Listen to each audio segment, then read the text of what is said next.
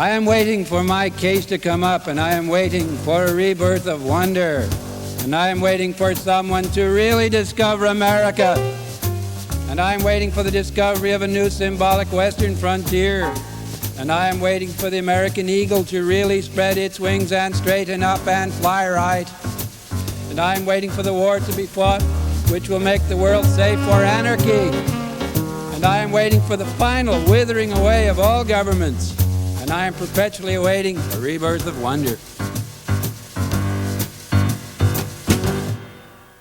Well, here we are, the center of the universe, the City Lights bookstore. We publish dissident literature because there ain't nowhere else to get it. Dissident literature, against the grain. The dominant culture being TV and the national security state has to be opposed, or else there'll be no soul left on earth. I did an interview recently and someone asked me, well, why are there so many poets in San Francisco? I said, well, poetry is the dissident branch of literature and San Francisco is the dissident part of the United States.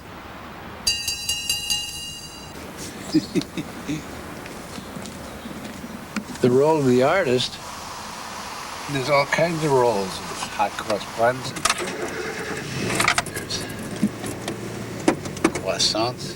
Depends whether you want to be a real genteel artist, you want to be a hot cross bun artist, or you want to be a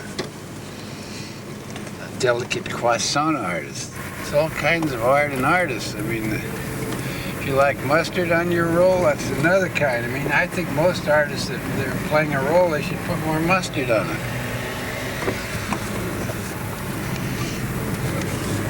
If you can't cut the mustard, then, you know, you're not much of an artist.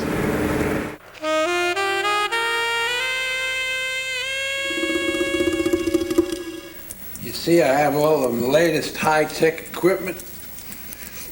It's what counts. You gotta have a high-tech equipment, you know, or else you can't do anything. High-tech. I might regret this, but the artist always has to take chances, they say. Painting one of those gambling sports, you know. You never can tell where your horse is going to come in or if it's going to come in. My. I thought it was just a landscape. Turns out it's a woman. So there you go again, Mother Earth. What great art requires is hunger and passion. Congress should pass not a Freedom of Information Act, but a new Freedom of Imagination Act that protects arts and all forms of expression of arts in the United States.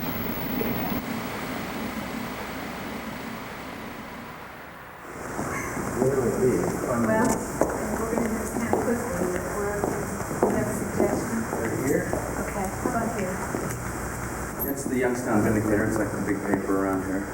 We wouldn't miss this. That's nice. Just like that. Don't let that horse eat that violin, cried Chagall's mother.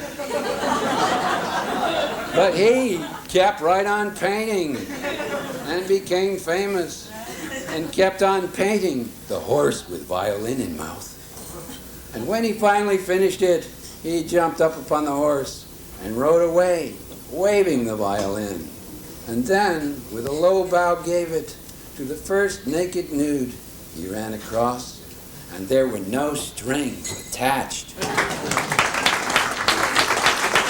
I wanted to gather everyone. Not everyone's had a chance to meet Lawrence, and just wanted to express our gratitude to you for coming out to be with us, and of course to sharing your work with us, which is a big treat. And I learned from him that this is, well, he's had many gallery shows. This is his first museum show. And so that's very special to us. My painting's never been so well displayed. That's not saying much because I've been mostly in bars and pizzerias, but no, it really is a beautiful installation.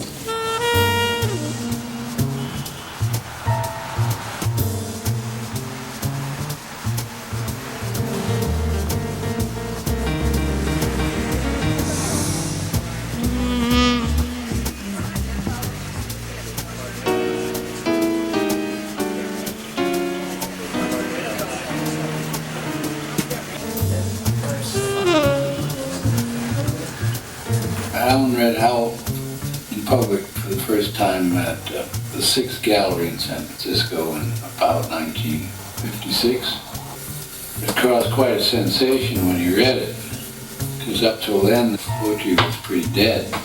And I didn't know him well enough to go out afterward with the boys or the girls, so I wrote him a telegram saying, I greet you at the beginning of a great career. When do we get the manuscript to publish, that is? After that 6th Gallery reading, we published the book within a half year. We were printing in England, and so then it had to come through customs. U.S. Customs seized it, and the local police seized it as an obscene book. Shigeyoshi Mirao, my manager at that time, and myself were arrested for selling the book. So there was a big trial. We had a whole parade of distinguished critics, professors, and well-known poets that testified on the behalf of the book. The judge ruled that the book was not obscene because Howl had redeeming social significance, and we won the case, and thereby we became famous courtesy of the police.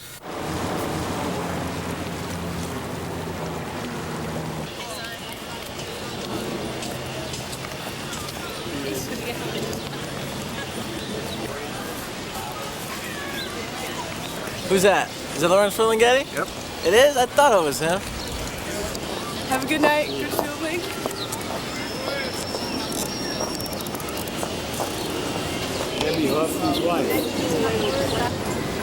A native-born New Yorker, I was from the Lower East Side, a part of town much favored by poets and Buddhists and their lower chakras, and by hordes of souls seeking salvations in flight from every reality. And no matter where I wandered apart, I always returned and returned to that locality to catch my Sunday subway for the far Rockaway of the heart.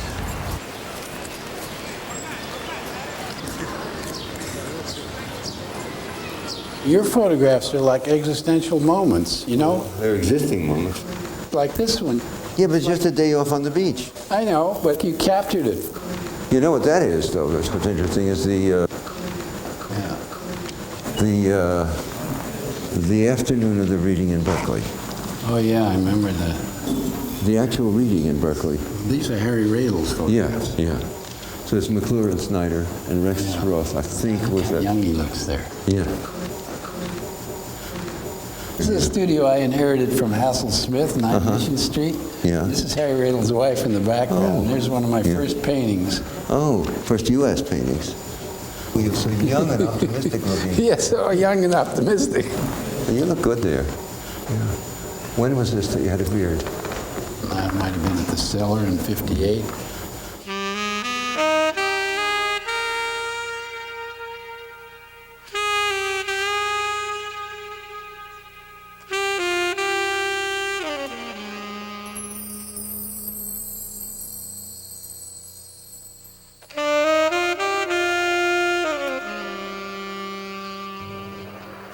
Let's go look at your paintings.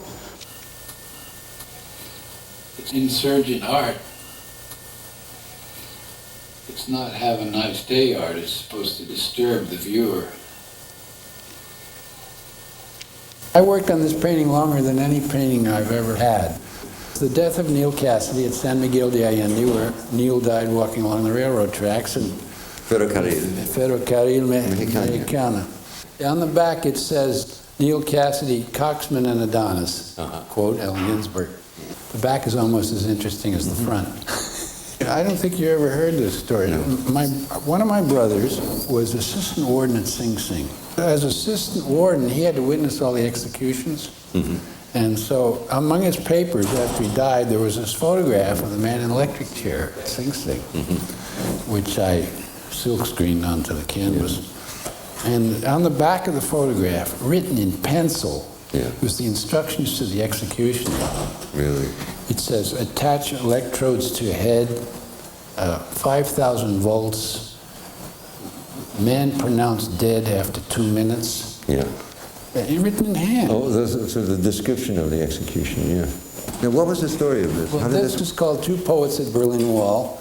When Andrei Voznesensky and I were opposed against the Berlin Wall in 1967. Of course, this stuff wasn't written on the Berlin Wall. Berlin High Jumping Society, Trials Daily, Jump to Freedom.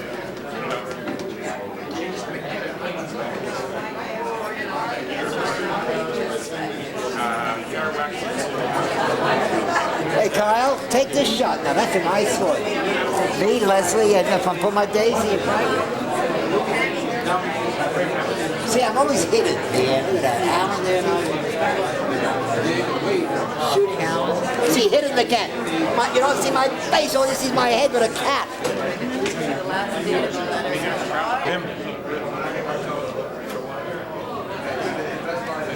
Comes up quite late. Helping my son write his paper. Constantly risking absurdity and death. Whenever he performs above the heads of his audience, the poet, like an acrobat, climbs on rhyme to a high wire of his own making, and balancing on I-beams above a sea of faces, paces his way to the other side of day, performing entre-shots and sleight-of-foot tricks and other high theatrics, and all without mistaking anything for what it may not be. For he's the super-realist who must perforce perceive taught truth before the taking of each stance or step in his supposed advance toward that still higher perch where beauty stands and waits with gravity to start her death-defying leap. And he, a little Charlie Chaplin man, who may or may not catch her fair eternal form, spread-eagled in the empty air of existence. My father died before I was born, dropped dead of a heart attack when I believe he was 42. He came over about like in Godfather 2, probably in steerage from Italy, about the turn of the century. His name was Carlo Ferlinghetti.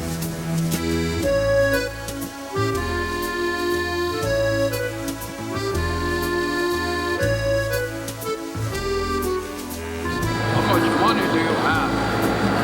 Where are you from? Mi chiamo Carlos Ferlinghetti.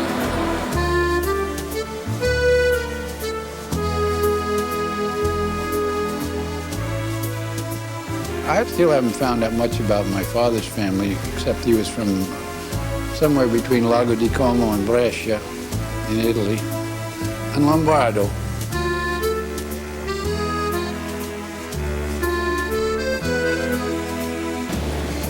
Mio padre Carlo qui, il signor Carlo Ferlinghetti, mio padre.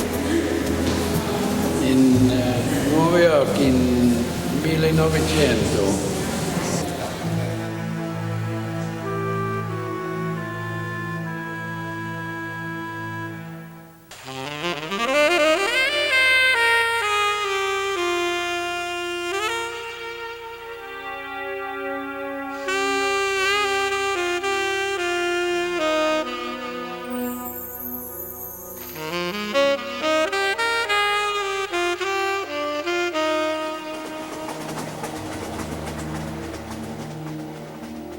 We went to Ellis Island. Oh, did you?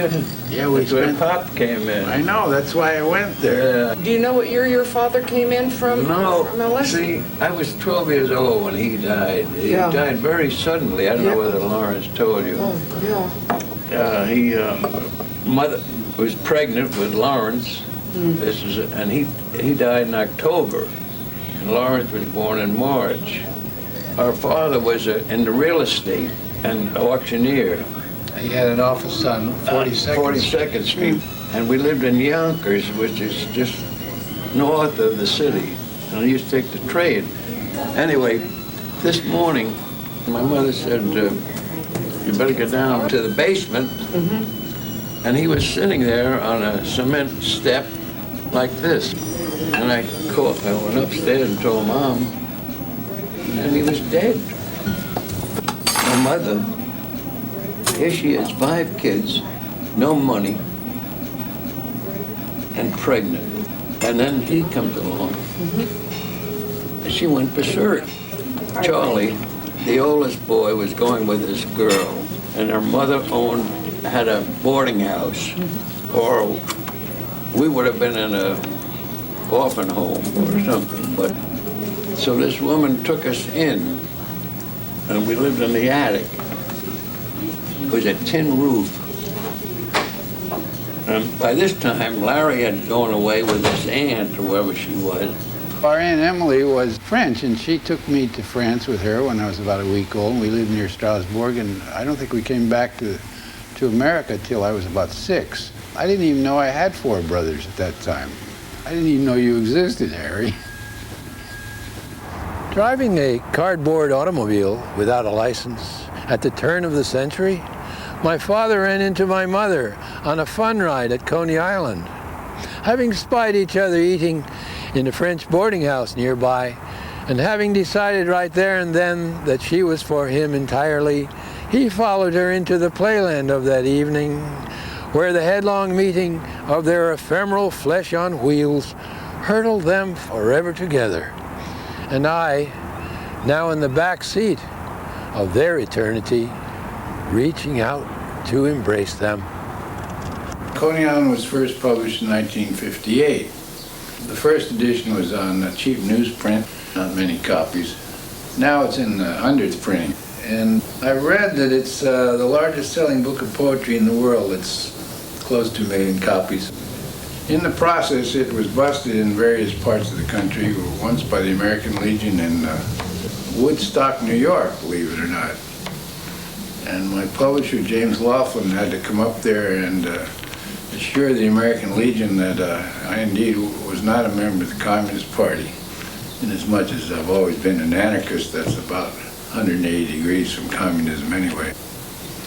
The poem that probably upset the American Legion and the Catholic Church the most was the poem on the crucifixion, which was based on a rap by Lord Buckley called the Naz. This was a poem in what was called hip lingo in those days. This is the 50s. Sometime during eternity, some guys show up, and one of them who shows up real late is a kind of carpenter from a square-type place called Galilee. And he starts wailing and claiming that he is hip to who made heaven and earth, and that the cat who really laid it on us is his dad. You're hot, they tell him. And they stretch him on a tree to cool. And everybody after that is always making models of this tree with him hung up, and always crooning his name and calling him to come down and sit in on their combo, as if he is the king cat who's got to blow or they can't quite make it. Only he don't come down from his tree. Him just hang there on his tree, looking real petered out and real cool. And according to a roundup of late world news from the usual unreliable sources, real dead. I wrote the poems in the Coney Island of the Mind all at one burst, 56 or 57, in San Francisco. Years later, people come up to me after poetry readings and say, you know, I read your book when I was in high school and I split, or I left home, or changed my life. You'd think it was like Kerouac's On the Road. And I didn't know all that was happening at the time. If I had, maybe I would have split too. Bixby Canyon Coast Route begins here. We used to come through here on a stagecoach. And right where my cabin is used to be a hotel, a bar, and a trout farm. It's all been torn down. When the highway went in here, the bridge went in, the coast road stopped getting any traffic, so there's no traffic coming by anymore in here about a mile. So then the hotel had to go out of business, the bar, and the whole works. You can't see my cabin from here. There's a bigger house you can see. This is the place, Paradise Lost. It's the Enchanted Valley. Well, the cabin's still there.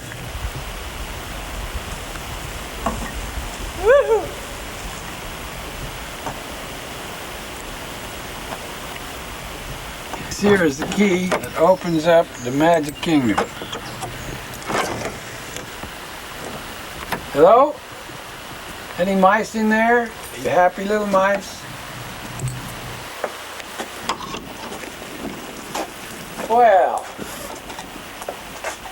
nobody here. Nobody here but us chicks. This is the dining room table. That's an antique. Here comes the family heirlooms. You don't find this kind of furniture anymore.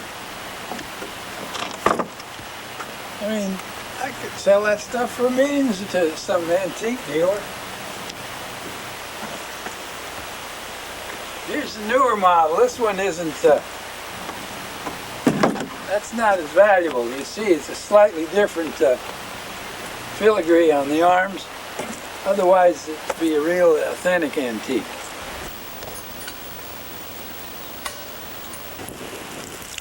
Look at that. Thank you, windmill. Look at that. This barrel is full. We're almost full. You want to get shaved? Here you are. Barbasol.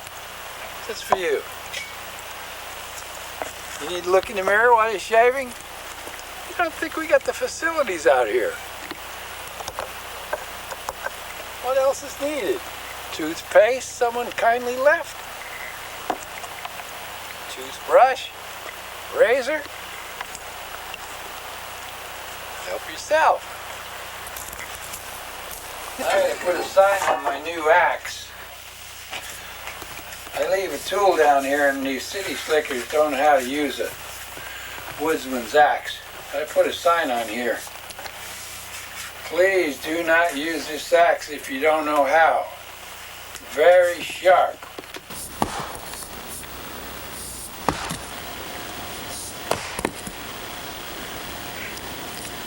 I worked in the logging camps in the 30s up in the Adirondack.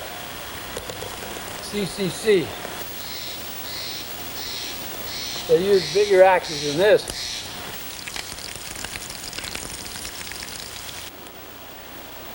Mr. Chris Felver. I was writing my French aunt when I was 12 years old. That's when I discovered I could really write. She was in France, I was back in New York. And so that's how the first writing I did was to my French aunt, Emily. She answered for a while. I mean, I remember getting letters from her, but then she really went crazy. I don't know whether she had insomnia or amnesia or what.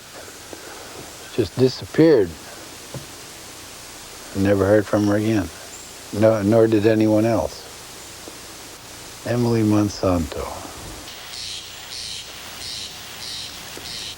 Jack Kerouac had to arrive by taxi from San Francisco at 4 in the morning with his brakeman's lantern, stumbled around in the meadow trying to find a cabin, and finally flaked out in the meadow. Red Eagle, where we found him the next morning in a full state of meditation with a tête de bois, with a tongue of wood, totally hungover. Essentially came down here to recover from alcoholism, but he didn't have a chance to do that because various beatniks kept showing up, like Neil Cassidy and Michael McClure and me. Kerouac and I were sitting on the beach, and he says, "What does the sea say?" And he had out his little spiral notebook that he always carried.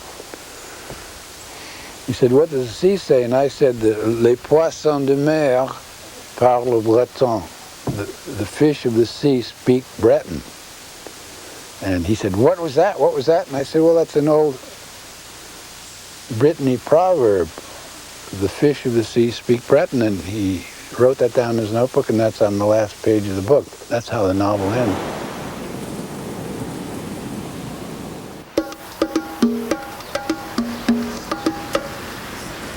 Hey, Peters.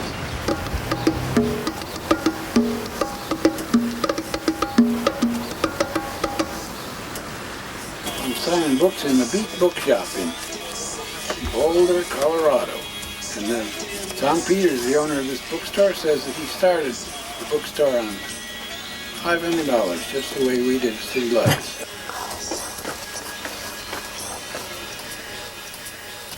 I'm signing books, that's what I'm doing. You know, I want my name engraven in stone. That'll cost extra, I think. So you got one of these anyway. I might have some more in the back. Let me take a look. These are my rivers. Questi sono I miei fiumi. Ecco. Ho ripassato le epoche della mia vita. Questi sono I miei fiumi. I have revisited the ages of my life. These are my rivers. I'm a tugboat captain, kid. Okay, let's be serious. Talk a little bit about what happened to the beat movement. It sort of gave way eventually to the free speech movement, which you were very much a part of, Lawrence, and then to hippies, and then to the New Left. I mean, but how did it sort of end? You could say all the main shibboleths of the 1960s counterculture were first enunciated by the Beats. Yeah. I mean, the first ecological consciousness in writers such as Gary Snyder, and the political points of view all became the mainstays of the 60s counterculture. Do you think this is a liberated society we live in today? You have, like my kids, they grew up, they're already liberated by the time they have reached 20 years old. Whereas in my generation, it took us 20, 30 more years to get to that point. The younger generation, say 14, 15 high school kids, realize that when they get to be my age, it'll be 2050. What kind of world are they going to have to live with? Already, the official stereotype is, quote, diminished expectations, which is a euphemism for saying that the world is going to be a horrible mess, that the ozone layer holes and the brimstone in the atmosphere is going to make life unbearable, that we're running out of water, we're running out of arable land, which is diminishing, species are being killed, there's desertification and deforestation everywhere, and that hyper-technology has led us to an abyss, which may be like an Armageddon, and everybody knows it, from old grandmothers to young kids. We've talked about ecology and the ecological crisis, but the problem of problems is the overpopulation, and that's you can't solve any of the other problems until overpopulation is controlled. I've been writing, I get solicitations from places like Greenpeace, or any ecological organization, and what I write back now, I write on the face of the application, you should redirect your efforts to overpopulation control, and because that's below everything else. Nothing else is solvable without solving that. Why are the rainforests being cut down? Population, etc. What will be the role of the American right wing in that? They'll be trying to keep the United States from participating in some kind of population education and reduction. Right, on abortion and on birth control. And I think the Pope is in the Middle Ages. I was just in Rome and I was interviewed on this and about this. And I mean, the Pope is being really ignorant and sinful. It's a sinful position he has on population control. Poets, come out of your closets. Open your windows. Open your doors. You have been holed up too long in your closed worlds. No time now for the artist to hide above, beyond, behind the scenes, indifferent, paring his fingernails, refining himself out of existence. No time now for our little literary games. No time now for our paranoias and hypochondrias. No time now for fear and loathing. Time now only for light and love. The revolution of consciousness happened in the 60s with expansion of consciousness. But the political revolution never happened. It was aborted. Like after Kent State, that was the end of it. And the state clamped down. And Marcuse said it all back then. He said that he talked about the enormous capacity of the dominant culture to ingest its most dissident elements. So you have the counterculture was ingested The left really has no organs of communication now. In the 20s and 30s, and even in the 40s, the left was powered by the labor movement. And the workforce of the United States was maybe 60, 70% unionized. And the labor movement became ingested by the dominant culture, so that the labor movement as a motor for the left doesn't exist anymore. This is KGNU in Boulder. I'm Marty Derlin, and with me in the studio this morning, we're very pleased and proud to have Amiri Baraka and Lawrence Ferlinghetti. Hello. Good morning. Thanks for being here at the crack of dawn. We get up early in the city. San Francisco, it's it ain't a leisure class scene there, and so I mean we're riding on the wings of America, you know, still on the western frontier out there, dancing on the edge of the world. It's the left side of the world. Getting up early. And you get up early. Yeah, gotta go to work. Well, I'd like to begin by asking each of you, do you think a revolution can begin in a cafe, in a bookstore? A cafe and a bookstore are two different things. I mean, a cafe is a leisure class symbol. Bookstore isn't, hopefully. I mean, the real bookstore is in the old sense of a bookstore. Not a too clean, too well-lighted place bookstore. But an independent, non-chain bookstore is still the hope of revolution, I think. Well, I mean, you know, the question of revolution is a question of ideology and organization more than it is place in that sense, except time, place, and condition. But look, we need one, that's for sure. I don't think that artists really believe that art is revolutionary. I mean, there's no politicians that can stand up against poets, for instance. I mean, these people that march around and they're supposed to have so much power because they're politicians. I mean, some young 25-year-old poet could blow them off the globe. I mean, in terms of the sheer touch of what human beings need. And I think we've gotten away from it. I really believe that too many artists believe that we should submit to these politicians in some kind of, you know, way, rather than to fight them with the weapons that you have, that they don't have. You understand what I'm saying? Yeah, powerful intellect, words, good ideas. Exactly. There used to be an old tradition in American poetry of the anarchist tradition, as exemplified by Kenneth Rexroth, who was a paterfamilias for my generation when I arrived in San Francisco. It's the anarchist point of view, and the poet seen as a subversive, as the catalyst of change, and the only subversive that really can do anything. And now today you don't see this among poets. It seems to me today they talk all the time about PC, politically correct. PC this, PC that. And they're all PC, but they got no commitment. No commitment to anything. That's true. That's exactly right. Well, they mean PC as in percentage, Larry. You got it there, right? I hadn't thought of that. I could read a poem here that fits right into this conversation. Let's do it. Our government, a bird with two right wings, directs its flight by hard drive hardware programs not found on the shelves of common retailers. And it doesn't matter who is the pilot of Air Force One. They're interchangeable, stupid. So go ahead and have your little fun and games at each election. It don't matter no-how, Daddy. That bird with the two right wings flies right on from zone to zone, etc. You hear that sound? You don't hear that sound anymore.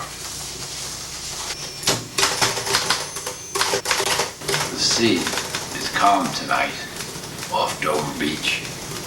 The birds at dusk cry out syllables of some deconstructed word which we are yet unable to decipher, to explain existence. And they lift the last light with their wings and fly away with it over the horizon, keeping the secret. I was there, 6 a.m. in the Normandy invasion. Subchaser, SC-1308. Wooden ships and iron men. It was a wooden hull ship, 110 feet, smallest commissioned vessel in the U.S. Navy. And it was 3 officers and 30 men against the sea. Men against the sea. We crossed the Atlantic, 26 days, New York to Belfast. It happened, we were being carried over, piggyback. But I was up on the bridge of my own ship, even if the ship was on another ship. Right standard rudder. Full speed ahead. Damn the torpedoes. Full speed astern. Oh, what a lovely war. And now it's all coming out in painting imagery. Storms at sea.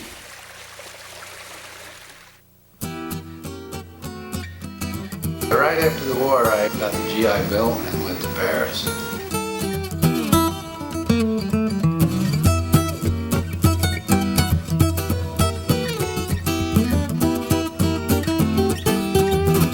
Well, we were both at the Sorbonne together at the same period. I mean, I got a little diploma in French civilization, and he got a very much advanced degree, a doctorate, and I heard him defend his thesis at the Sorbonne on the image of the city in the poetry of T.S. Eliot, which was an unforgettable experience. Neither of us knew we were going to be booksellers.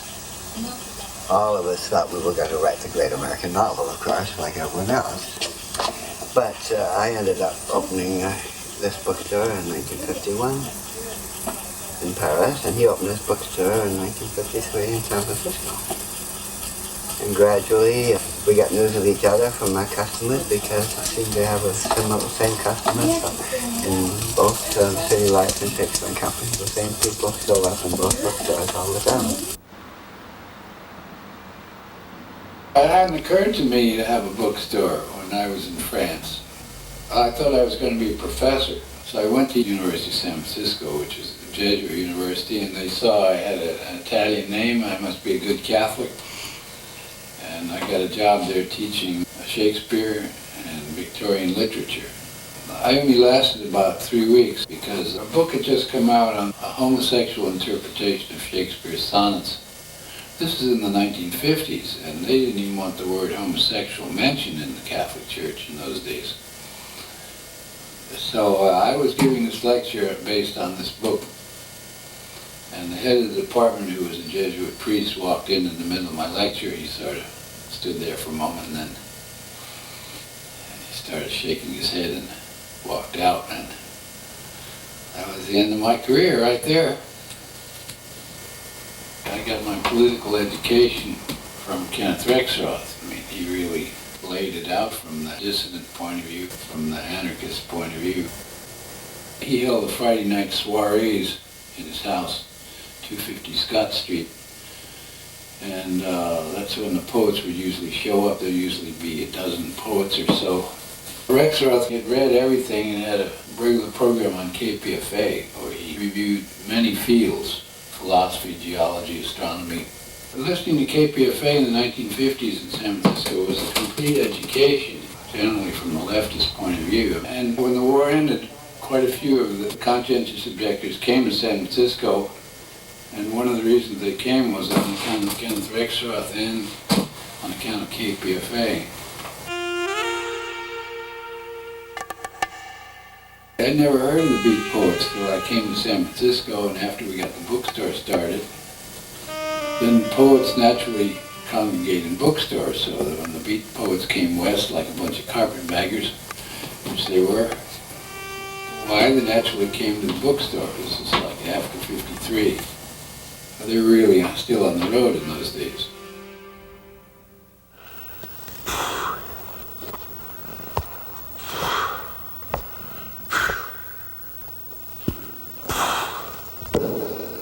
Been going a long time.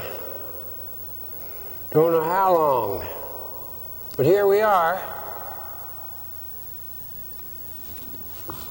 Where? Here. Here we are. What is this place? Mountains? White Mountains. White Mountains. It was a long climb. But here we are. Where? Where exactly?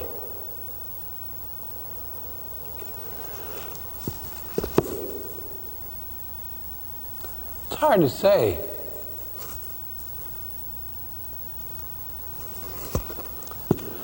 But can't stay here forever. Or can we? Maybe we can stay here forever. However, one gets bored staying somewhere forever. One has to move on. Right?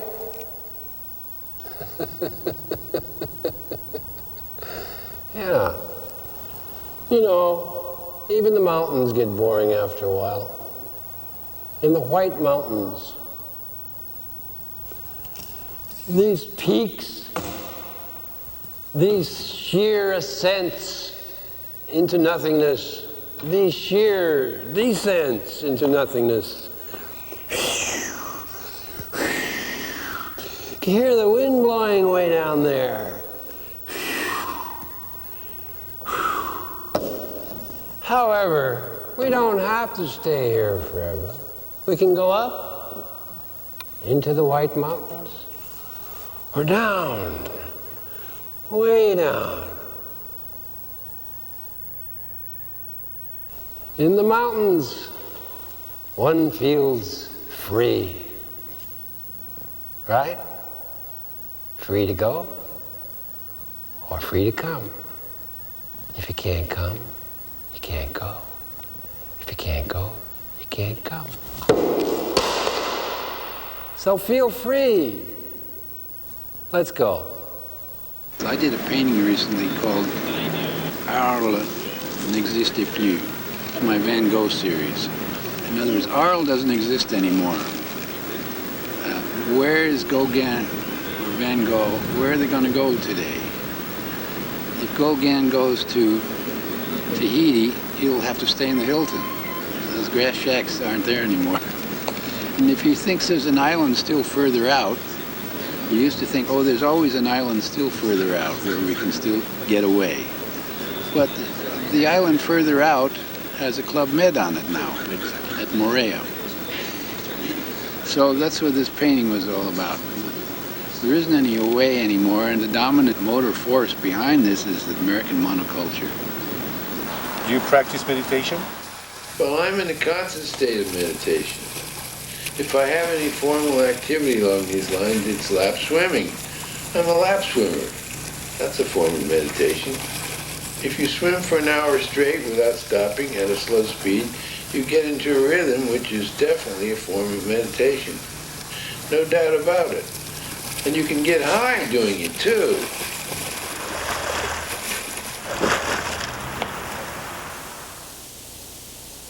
Did that butterfly ask me a question? Only the Buddha can ask me a question. This is a steady state of meditation also.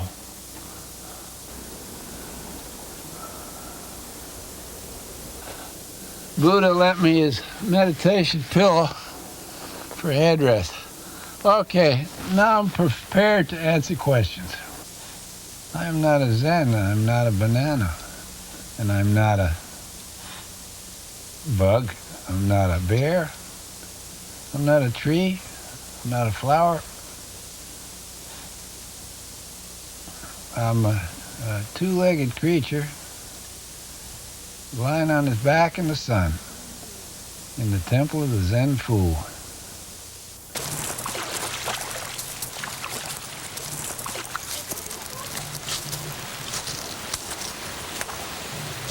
This is the forest primeval, the murmuring pines and the hemlocks.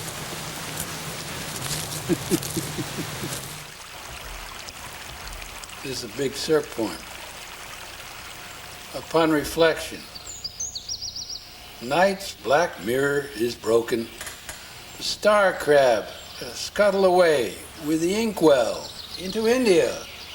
Dawn sows its mustard seed.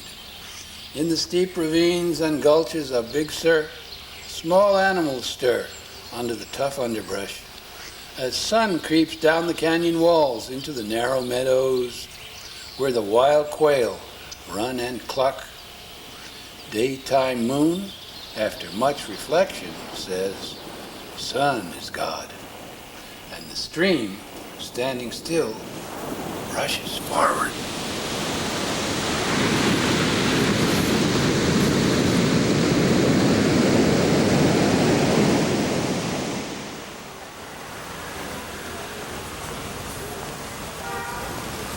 This poem has been rejected by the New York Times op-ed. It was rejected by Harper's, the New Yorker, and The Nation. Whoa! The Nation evidently has the oldest poetry editor in the world who refuses to publish any poems with political content. That's really ironic for a Nation, the greatest political magazine in the country, or used to be. A Buddha in the woodpile. If there had been only one Buddhist in the woodpile in Waco, Texas, to teach us how to sit still, one saffron Buddhist in the back rooms, just one Tibetan Lama, just one Taoist, just one Zen, just one Thomas Merton Trappist, just one saint in the wilderness of Waco, USA. If there had been only one calm little Gandhi in a white sheet or suit, one not-so-silent partner who at the last moment shouted, wait. If there had been just one, majority of one, in the lotus position in the inner sanctum, who bowed his shaved head to the chief of all police and raised his hands in a mudra and chanted the great Paramita Sutras.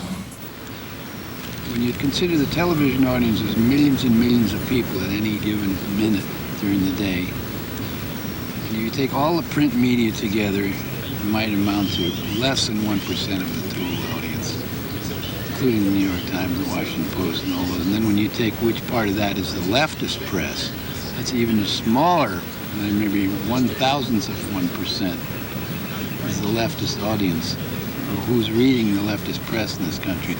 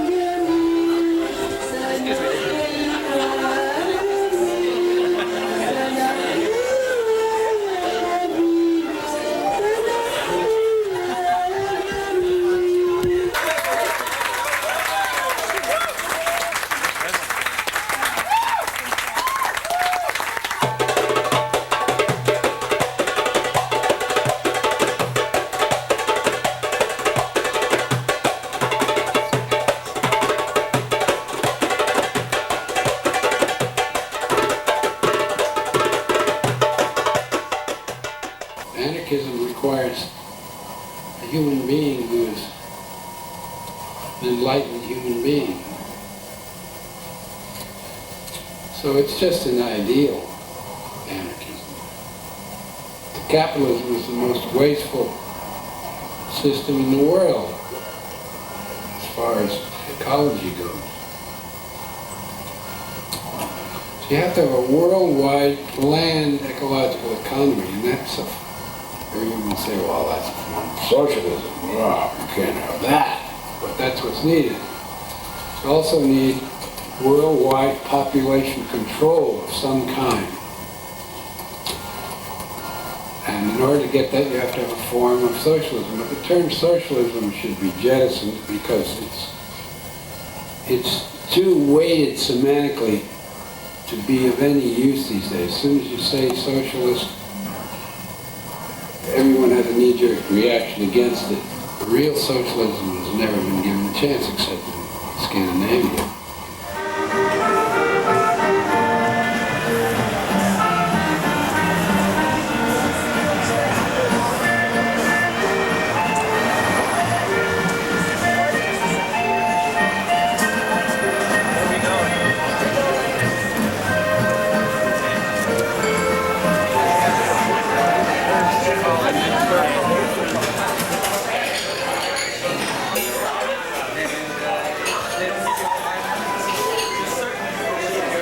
I'm here because I dig the poetry.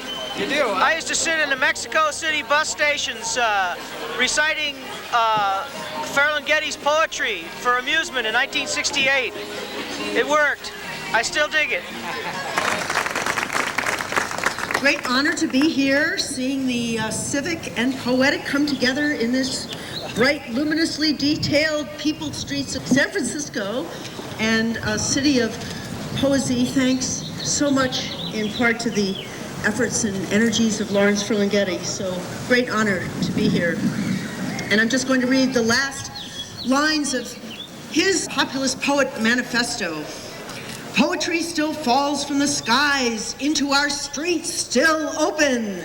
They haven't put up the barricades yet.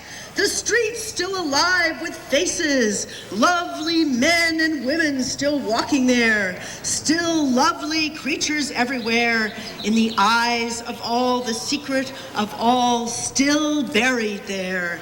Whitman's wild children still sleeping there, awake and sing in the open air. Thank you, and love to you, Lawrence.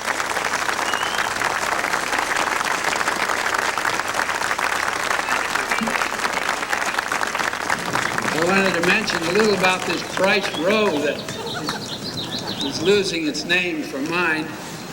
I find out by talking to the boys at Coney Hardware who grew up here that during Prohibition, Price Row was where the bootleggers' trucks backed up. And also, it was the back door of an undertaker's. So we had bootleggers' trucks and hearses. It's a fitting place for poets to hang out, right? Now here comes the really serious part of my discourse. 77 years ago, my father set forth upon this continent and ended up in Yonkers. I was 30 before I saw San Francisco for the first time, and I've spent most of the last 40 years walking up and down the streets of little old wooden North Beach. The map of North Beach stamped upon my brain pan. I know the streets and alleys around here like the palm of my hand, to coin a cliche, as most of you do. And it's truly unbelievable to have a tiny line in that palm named after me. I want to thank all who, to carry on the metaphor, had a hand in this dastardly deed, especially my immigrant parents. Vorrei ringraziare tutti e anche I miei genitori immigranti. Grazie.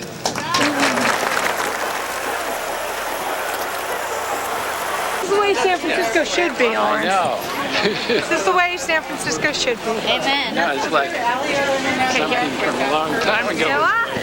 I like it. Absolutely was.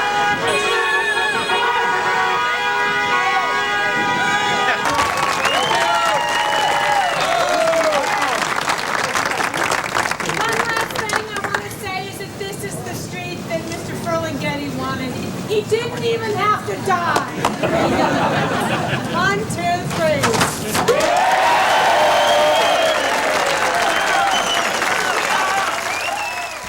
Yes, the world is the best place of all for a lot of such things as making the fun scene and making the love scene and making the sad scene and singing low songs and having inspirations and walking around looking at everything and smelling flowers and goosing statues and even thinking and kissing people and making babies and wearing pants and waving hats and dancing and going swimming in rivers on picnics in the middle of the summer and just generally living it up. Yes, but then, right in the middle of it, comes the smiling mortician